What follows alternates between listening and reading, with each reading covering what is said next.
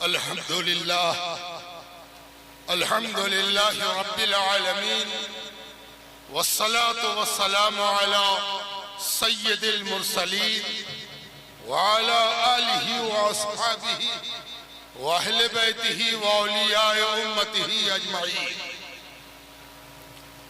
क़ाल अल्लाहु तबारक व तआला फिल क़ुरआनिल मजीद लिअब्दिही कुल फातिरस समावाति वल अर्द अंत वली फिद दुनिया वल आखिरह तवफ़्फ़नी मुस्लिमों व अलहिक़नी बिस्सालिहीन।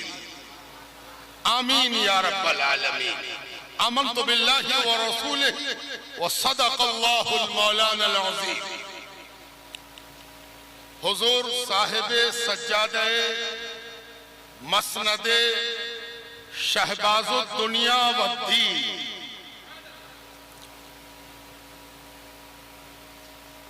हजरत मौलाना सैयद शाह इंतखाब आलम शहबाजी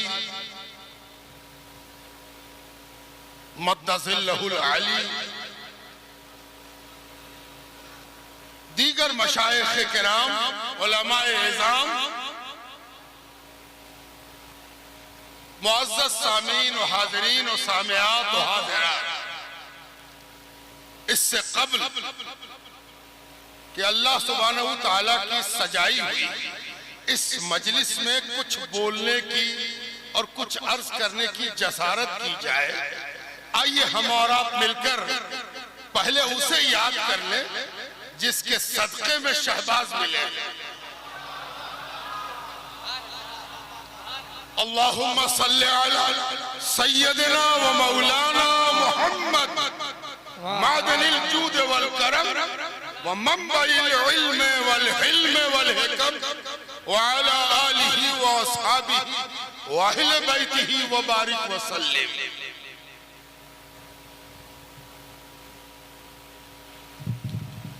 ये वो बारगाह है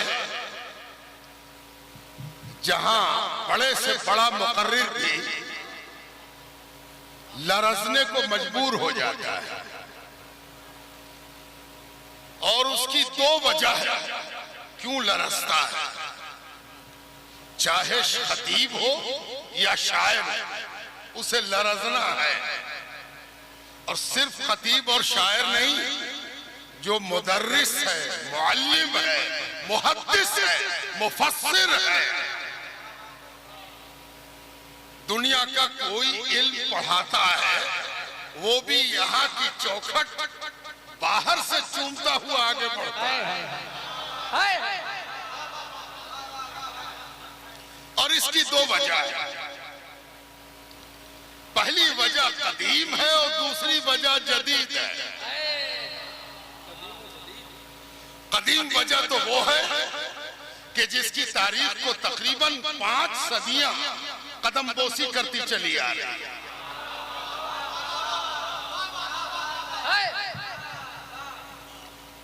इन 5 सदियों ने पता नहीं कितनी बार मुड़कर इस आस्थाने को देखा है। आदमी मुड़कर तब किसी चीज को देखता है जब उसकी नजीर कहीं नजर ना आए, और आदमी मुड़कर देखता है कि ऐसा भी कोई है। इन 5 सदियों में मुड़ मुड़ कर लोग देख रहे हैं कि कोई इन जैसा भी है। अगर होता तो मुड़ने की जरूरत नहीं पड़ती। इन 5 सदियों में शहबाज को खोजते खोजते परेशान है लोग। अगर कहीं मिलता है तो वो उस चक में मिलता है जो मौलाना का चक है।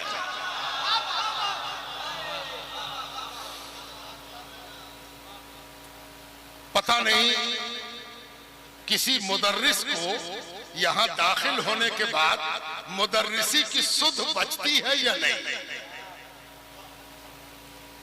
मैं सोच रहा था कि मेरी याददाश्त में कोई ऐसी दर्सगाह नहीं जहां मदारिक पढ़ाई जाती हो, जलालैन पढ़ाई जाती हो, बैज़ावी पढ़ाई जाती हो, मुल्ला जीवन भी अत-तफ़सीरातुल अहमदिया पढ़ाई जाती हो, थोड़ा और तरक्की किया तो अली खान भी पढ़ाई जाती हो, है ना? और फिर हदीस में आए तो कहेंगे मिशकात पढ़ाई जाती हो, तिरमिजी पढ़ाई जाती हो, सहीहैन पढ़ाई जाती हो, और जिस किताब का आपको नाम याद आ जाए उस किताब को इत्मीनान से उसका नाम ले लीजिए। लेकिन दो किताबें ऐसी हैं जिनका तस्करा आ गया है, पता नहीं ऐसी कितनी किताबें होंगी जिनका तस्करा भी नहीं आ सकता। और वो दो किताबें क्या हैं कि बू अली सीना की इशारात कौन पढ़ाता है और कहां पढ़ाई जाती है, और बू अली सीना की किताबुल शिफा कौन पढ़ाता है और कहां पढ़ाई जाती है। और जरा कोई ये तो बताए कि इन दोनों किताबों का मौजू क्या है। मौजू भी तो तय हो जाए। किताब तो अपने मौजू के एतबार से पढ़ाई जाती है, मौजू तय होता है, किताब बदली जाती है, जरूरतन रखी जाती है। अगर शुरुआत में पढ़ रहा है तो हम लोग मिशकात पढ़ते हैं, थोड़ा आगे बढ़े तो तिरमिजी का दर्स ले लिया, और कुछ आगे बढ़े तब बुखारी का। जुर्रत का मामला हुआ कि अब बुखारी शरीफ में उसकी बारगाह में अदब के साथ हाजिरी दे। लेकिन मैं नहीं जानता कि कहीं इशारात कोई पढ़ा रहा हो। मैंने कोशिश की कि जरा देखूं कि इशारात के मौजू पर किसी ने कोई बात की है कि नहीं। मुझे बड़ी हैरत हुई कि किसी ने इसको किसी मौजू का और किसी ने इसको किसी मौजू का सरमाया समझ लिया। लेकिन आपको जान के हैरत होगी कि ये इशारात ऐसी किताब है जिसमें मैथमेटिक्स भी है, अर्थमेटिक भी है, जियोमेट्री भी है, मंतिक भी है यानी लॉजिक, फिलॉसफी भी है यानी फलसफा। या अल्लाह, ये सचमुच इशारात ही है। पता नहीं एक इशारे में अहले बशारत के लिए कितने इशारत मौजूद है, अल्लाह ही बेहतर जानता है। तो जब कोई मुदर्रिस दाखिल होता है तो वो सोचता है कि हम तो अर्थमेटिक वाले हैं, ये तो मैथमेटिक वाले भी हैं, हमने तो मंतिक पढ़ाई है, ये तो फलसफा भी पढ़ा था। एक फिजिक्स का उस्ताद दाखिल हुआ और उसने कहा कि मैं तो सिर्फ फिजिक्स पढ़ाता हूं, ये तो मेटाफिजिक्स भी पढ़ाता है। ये तो कदीम वजह हो गई और कदीम का भी हक अदा नहीं हुआ। जहां शेर का माहौल हो वहां नस्ल को बड़ी कुल्फत होती है। ये एक मिसरे में जो कह जाएंगे उसके लिए हमको पता नहीं 100 जुमले कहने होंगे तब भी शायद वो बात पूरी ना हो। शाह साहब की अभी मनकबत पढ़ी जा रही थी तो आप देख रहे होंगे कि ऐसी ऐसी 10 तकरीरें उनके एक शेर में समाई है ना। तो अब एक जदीद वजह की तरफ आ जाए। कोई शायर ऐसा नहीं होगा जिसके बारे में आप लोग ये कह सकिए कि अच्छा खतीब भी है, अच्छा शायर है भाई। खतीब नहीं, खतीब नहीं हो सकता, ये शायर है। अच्छा तो बहुत अच्छा खतीब है तो शायर भी होगा। ना ना ना, ये तकरीर अच्छी करते हैं, शेर से इनका क्या ताल्लुक।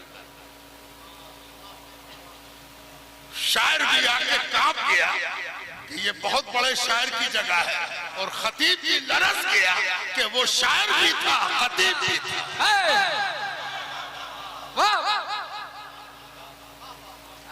हाँ, एक दर्द तो है कि कदीम हो या जदीद, बिहार से पैदा होना तो बिहार को खुशकिस्मती बख्शना था।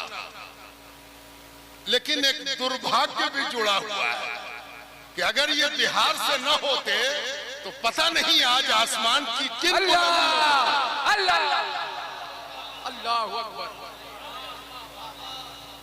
बिहारियों को जहां हजारों सामान्य फक्र है, वहीं मोर की तरह पैर भी है कि वो पता नहीं क्यों पैर देखने लगते हैं कि अपने पर को भूल जाते हैं। अगर बिहार में मौलाना शहबाज न होते और कहीं और होते, अल्लाह न करे कि ऐसा होता या हो, तो बिहार के सर के ताज है, बिहार की पहचान है, बिहार की आबरू है, बिहार का सरमाया फक्र है। लेकिन अगर बिहार से बाहर होते मौलाना, हजरत मौलाना, मौलाना मानवी बिहार से बाहर होते, तो आज जिस तरह आप मुजद्दिद साहब की गूंज सुनते हैं, बिलाशुबा वो अल्लाह के वली हैं। जो गूंज है मुजद्दिद साहब की और जो गूंज है मुहक्किक अलल इतलाक की, उस गूंज पर शहबाजी गूंज यकीनन नारे तकबीर, नारे रिसालत और से शहबाज मोहम्मद। ये बिलाशुबा आफ्ताब है, लेकिन कोहे काफ की ओट में है। वही हाल जदीद का भी है। अगर ये साहिब सज्जादा न होते और कदम बाहर निकाल पाते और शायरों के झुरमुट पे पहुंच जाते, तो मैं दावे से कहता हूं कि बड़ा बड़ा साहिब दीवान अपने दीवान को समेट के कम से कम एक लम्हे के लिए शायरी भूल जाता। जिंदाबाद, जिंदाबाद, जिंदाबाद, बेपनाह, बेपनाह।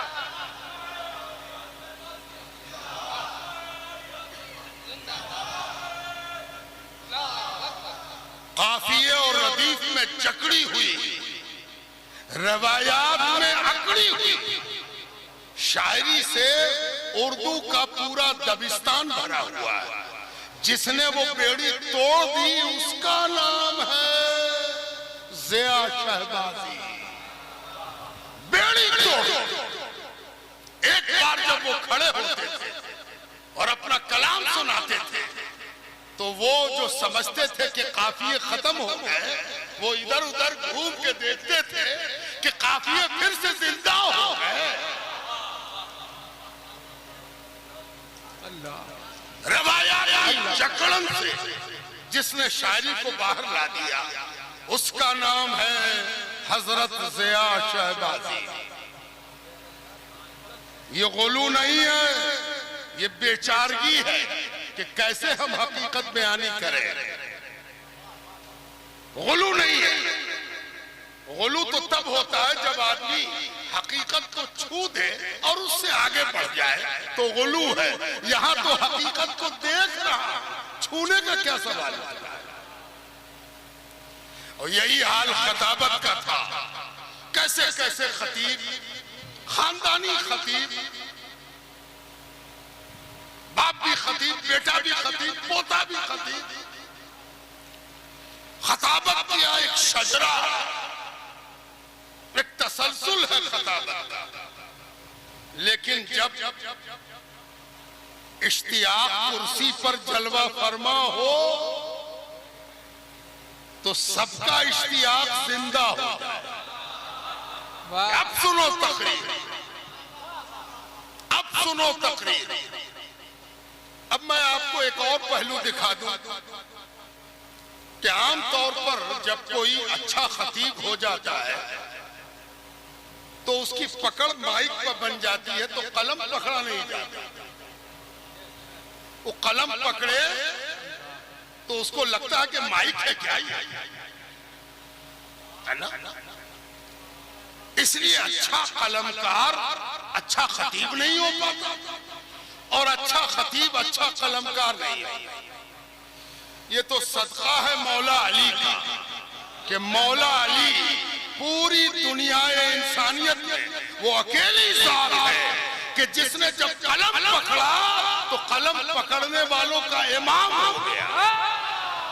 और जब उसने तलवार पकड़ी तो तलवार पकड़ने वालों ने उसकी इमामत का नारा, एक नारा हैदरी,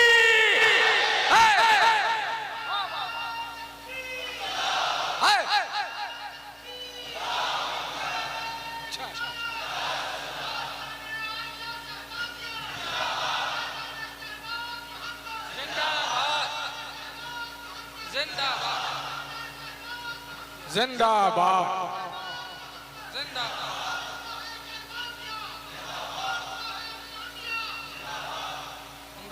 जिंदाबाद। मौला अली का फैजान शजरे में तो आपने देखा हो, और उलूम व फनून में भी आपने देखा हो, लेकिन दो मुतज़ाद चीजों के कमाल के साथ इकट्ठा और एक जगह हो जाना, उसका फैजान, उसी का नाम है हजरत मौलाना इश्तियाक आलम ज़िया। यह है कदीम व जदीद। अब इस कदीम व जदीद से आगे बढ़ते हुए मैं आपसे एक बात पूछना चाहता हूं कि आपने कभी इस नीयत से आईना देखा है? आईना हर आदमी देखता है, देखना भी चाहिए, सुन्नत है आईना देखना, इसराफ नहीं है, बेजा बात नहीं है, आईना देखना चाहिए ताकि बंदगी को संवारा जा सके। रब के आगे पेशानी झुकानी है। लेकिन मैंने जो सवाल किया वो जरा दूसरे तनाजुर, मेरे सवाल का तनाजुर ये है कि अगर नहीं देखा है आईना तो आज घर जाके आईना देख लीजिए। आप पूछ सकते हैं वो क्यों? वो इसलिए कि आपको खुद नहीं मालूम है कि आपको आईना क्यों देखना चाहिए। इसलिए देखना चाहिए कि लाखों में आपका इंतखाब किया है अल्लाह ने कि ये मेरे दोस्तों का नारा लगाएगा, ये मेरे दोस्तों की चौखट तक जाएगा, ये मेरे दोस्तों का दीवाना होगा, ये मेरे दोस्तों का जुनून पोसेगा, ये मेरे दोस्तों पर जान और माल को निछावर करेगा। तो जरा अपना आईना तो देखे कि हम हैं क्या, कि रब ने मेरा इंतखाब किया। बुजुर्गों, दोस्तों और अजीजों, आपको कौन लाया है? किसी का नाम बता सकते हैं जो पकड़ के लाया हो आप? नहीं, आपको लाने वाले का नाम नामी है अल्लाह सुब्हानहू व तआला, वही लाया है ना। और उसकी अजीब शान है, वो हर चीज बड़ी फैयाजी से बांटता है। अगर आप गोरे रंग को कमाल समझते हैं तो जो अल्लाह को नहीं मानता उसको भी अल्लाह गोरा कर देता है। एक से एक गोरा देखा होगा, वो खड़ी नाक, वो स्याह जुल्फ, उसमें बल खाती हुई लपटें, आप देख के कहिएगा अरे ये तो कलमा पढ़ता नहीं, इतना खूबसूरत कैसे हो। आप कभी बाजू की कलाइयां फुलाते हुए किसी जिम से निकलने वाले नौजवान को देखा? देख के हसरत होगी, ऐसा जबरदस्त। लेकिन आपको जान के हैरत होगी कि ये भी कलमा नहीं पढ़ता, लेकिन इसको भी अल्लाह ने सेहतमंद और तंदुरुस्त कर दिया है। बड़े से बड़ा ज़हीन, दानिश्वर, इंटेलेक्चुअल, उसको किसने बनाया? अल्लाह ने बनाया। ये सब तो आप जानते ही हो। एक चीज और बता दें, ज़ौक़े इबादत, इबादत का ज़ौक़, इबादत का शौक, ये भी अल्लाह ताला बड़ी फैयाजी से बांटता है, बहुत फैयाजी से, बड़ी सखावत के साथ अल्लाह ताला ज़ौक़े इबादत भी बांटता है। नहीं यकीन आपको? मैं आपको मिसाल देता हूं, समझ में आ जाएगा। अल्लाह तो अंजाम जानता है। भला इब्लीस 70,000 बरस इबादत करता रहा तो इब्लीस को तो न मालूम होगा कि हम इब्लीस हो जाएंगे, लेकिन अल्लाह को तो मालूम था कि ये इब्लीस हो जाएगा। तब भी उसको 70,000 बरस की इबादत का ज़ौक़ भी दिया, शौक भी दिया। इससे पता चला कि ज़ौक़े इबादत भी फैयाजी के साथ बढ़ता है। लेकिन एक चीज, सिर्फ एक चीज, एक के अलावा कोई दूसरी चीज नहीं, वो ऐसी है कि अल्लाह ताला फैयाजी के साथ नहीं बढ़ता, चुन चुन के दिया जाता है, चुन चुन के मुंतखब करके दिया जाता है। गोरा चिट्टा अबू लहब महरूम रहता है, काला कलूटा बिलाल बुलाया जाता है और नहला दिया जाता है। वाह वाह,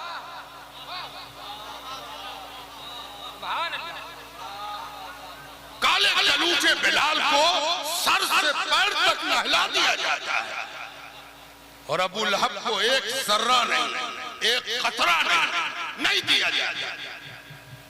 तो आज आप और हम दोनों हजरत बिलाल के पीछे खड़े हैं, सैयदना बिलाल के पीछे खड़े हैं कि उनको नहलाया गया था और हम पर भी एक छींट कतरे की आ गई है ना। नाज करो अपने ऊपर। मुझे एक मलफूज याद आया, हजरत से 200 बरस पहले का मलफूज है, उसका नाम है मोनिसुल कुलूब। मोनिसुल कुलूब। अभी आप शायरी से दिल को राहत दे रहे हो, ये वो किताब है जिससे लोग अपने दिल को उनसीयत देते हैं। दिल घबराने लगे तो क्या करें, मोनिसुल कुलूब निकाले। मोनिसुल कुलूब में हजरत इकरोस फरमाते हैं, हम लोगों पर कई किस्म के सजदे वाजिब हैं। हम लोगों पर, हम पर, आप पर कई किस्म के सजदे वाजिब हैं। कभी सोचा सजदा तो नमाज में होता, तो ज्यादा से ज्यादा तिलावत में हो जाए, तो तिलावत कर रहे हैं तो सजदा कर लिया। और एक जगह तो सजदा ना भी कीजिएगा तो दूसरा कह देगा कि सजदा कर रहा है ना। हजार चिल्ला चिल्ला के कहिए कि भैया हम सजदा नहीं करेंगे, नहीं तुम सजदा कर रहे हो। तो कहां कर रहे हो, तो क्या मौलाना किया, तो नहीं हम तो हजरत मौलाना के यहां सजदा नहीं किया था। जबीन अकीदत झुकाया, कहा उसी में तो सजदा हो जाता है। तो जब एतराज करने वाले ने कहा कि सजदा हो जाता है, तो जिस पर एतराज किया गया था उसने कहा दरगाह पर का सजदा तो तुमको नजर आ गया, और पहली सफ वाला जो दूसरी सफ वाले को और दूसरी सफ वाला पहली सफ वाले को सजदा करता है, वहां सजदा नजर नहीं आया। हर पीछे की सफ वाला आगे वाले को सजदा किए जा रहा है। तो उसने बिगड़ के कहा, अरे बेवकूफ, वो तो अल्लाह को सजदा कर। पता चला कि जाहिरी हैयत में नीयत को दखल है। जब तक नीयत न हो कोई आदमी इल्जाम का भी हकदार नहीं और इनाम का भी हकदार नहीं। तब सजदा, हजरत फरमाते हैं हम लोगों पर कई सजदे वाजिब हैं। पूछा गया हजरत कौन सा सजदा, कहा देखो पहला सजदा अपने वजूद में आने के लिए कि अल्लाह ने हमको वजूद में लाया, एग्जिस्टेंस, हम थे नहीं, कहीं नहीं थे, तारीख में भी नहीं थे, और हमने दरखास्त भी नहीं दी थी कि हमको वजूद में लाया जाए। अल्लाह ताला ने मेहरबानी की और उसकी मशीयत ने हमको वजूद में ला दिया कि हम हो गए दुनिया में। पहला सजदा वजूद के लिए। और जब आपको पहला सजदा समझ में आ गया तो हजरत कहते हैं कि वजूद में तो तुम आ गए हो, तो वजूद में तो ये लोहा भी आ गया। लोहे का भी वजूद है, प्लास्टिक का भी वजूद है, लकड़ी का भी वजूद है। अल्लाह ने तुमको लकड़ी नहीं बनाया, लोहा नहीं बनाया, प्लास्टिक नहीं बनाया, इंसान बना दिया। इसमें भी तुम्हारी दरखास्त नहीं थी, अल्लाह की मेहरबानी है। आओ एक सजदा और करें कि उसने वजूद भी दिया और इंसान भी बनाया। हजरत से पूछा गया कि और कोई सजदा? कहा हाँ, इंसान तो इस दुनिया में अरबों है, ऐन वाला अरबों नहीं, अलिफ वाला, बेशुमार इंसान है। बड़ा शुक्राना अल्लाह का कि उसने हमको हुजूर सल्लल्लाहु अलैहि वसल्लम का गुलाम बनाया। ला इलाहा इल्लल्लाह मुहम्मदुर रसूलुल्लाह वाला बनाया। तो एक सजदा इंसान के साथ मुसलमान बनाने, और जब ये 3 सजदे हो गए तो हजरत कहते हैं एक सजदा और करता हूं। कहा वो सजदा क्या? तो हजरत की तर्जुमानी करते हुए मैं तुमको और हमको मिलाता हूं आपस में। एक सजदा और काहे के लिए? वो सजदा इसलिए कि सरकार शहबाज मोहम्मद का गुलाम बनाया, इसका सजदा अलग से करो। काहे को कहा? कुरान कहता है लाइन शकरतुम लाज़ीदन्नकुम, अगर तुम किसी नेमत का शुक्राना अदा करोगे तो हम नेमत बढ़ा दें। तो अगर चाहते हो कि औलिया अल्लाह से मोहब्बत में इजाफा हो तो तुमको चाहिए कि इस नेमत का शुक्राना अदा करें ताकि इस नेमत में बरकत हासिल हो जाए। बुजुर्गों, दोस्तों और अजीज, ये हजरत अल्लामा और मौलाना और मखदूमना और मुख्तदाना शहबाज मोहम्मद क़ुद्दस सिर्रुहुल अजीज जब इस दुनिया में तशरीफ लाए तो हर वली का बुनियादी काम अपने नबी की नबूवत पर दलील बनना होता है। वली आते क्यों हैं? वली पैदा क्यों होते हैं? वली जाहिर क्यों होते हैं? वली का बुनियादी काम क्या है? वली का बुनियादी काम यह है कि वो जिस नबी की उम्मत में होते हैं उस नबी की नबूवत की दलील बनते हैं। इसलिए कि जो मोजज़ात होते हैं वो मोजज़ात नबी की जात के साथ मफकूद हो जाते हैं, और हमारा नबी क़यामत तक का नबी है, तो उसके लिए ऐसे मोजज़े और दलील की जरूरत पड़ेगी जो 1400 बरस बाद भी कोई खोजे कि हुजूर सल्लल्लाहु अलैहि वसल्लम आखिरी नबी हैं, तो उनके नबूवत की दलील क्या है? शहबाज मोहम्मद नबी आखिरुज ज़मान की नबूवत की दलील। जितने वाक़यात तुम सुनते हो, पढ़ते हो, जानते हो, वो सब क्या है? नबी की नबूवत पर दलील है और उसका सबूत है। जिस करामत को तुम उठाओगे नबी की नबूवत समझ में आ जाएगी। बुजुर्गों, दोस्तों और अजीज, सबसे पहले तो ये जानो कि हजरत शहबाज मोहम्मद को तुम कैसे पहचानो कि वो अल्लाह के वली हैं। आमतौर पर आजकल दस्तूर हो गया है कि जानने की कोशिश करते हैं कि कितना नमाज पढ़ते थे, कितना रोजा रखते थे, कितना मुजाहिदा करते थे, कितना जिक्र करते थे, कितना शगल करते थे, जैसे कि इनको सर्टिफिकेट देनी है, जैसे कि इनको सनद देनी है। याद रखो, वली को उसके कैरेक्टर और किरदार की बुनियाद पर पहचानने में बहुत बड़ा खतरा है, बहुत बड़ा खतरा। कैसा खतरा मैं अर्ज करता हूं। आपको तो मालूम है कि अल्लाह ताला ने हजरत आदम अलैहिस्सलाम के लिए ऐलान किया, इन्नी जाइलुन फिल अर्ज़ खलीफा, हमने आदम को खलीफा बनाया है। जैसे ही ये ऐलान हुआ कि खलीफा बनाया है, वैसे ही शैतान ने और फरिश्तों ने दोनों ने जायजा लेना शुरू किया, इनमें क्या खूबी है, इनमें क्या गुण है, इनमें क्या एडजेक्टिव है, इसका जायजा ले रहे हैं। और आप जानते हैं कि जब जायजा लिया तो कहने लगे इसको तो मिट्टी से बनाया है, ये तो मिट्टी है, है ना।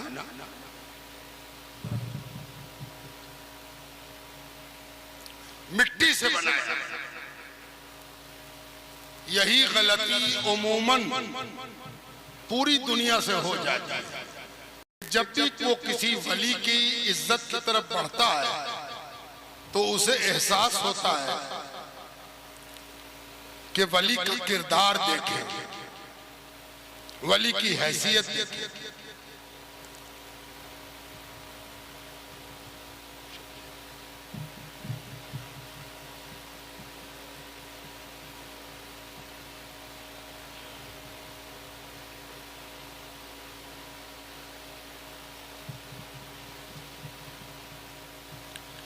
माफ कीजिएगा, वली का किरदार और कैरेक्टर देखना ये अल्लाह के दोस्तों से मोहब्बत करने वाले की निशानी नहीं है।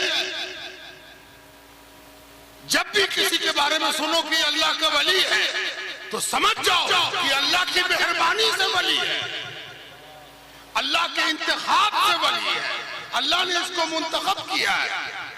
हम मौलाना शहबाज मोहम्मद का इम्तिहान लेने नहीं आए, हम तो अल्लाह के इंतखाब को अपनी अकीदत का फूल चढ़ाने आए।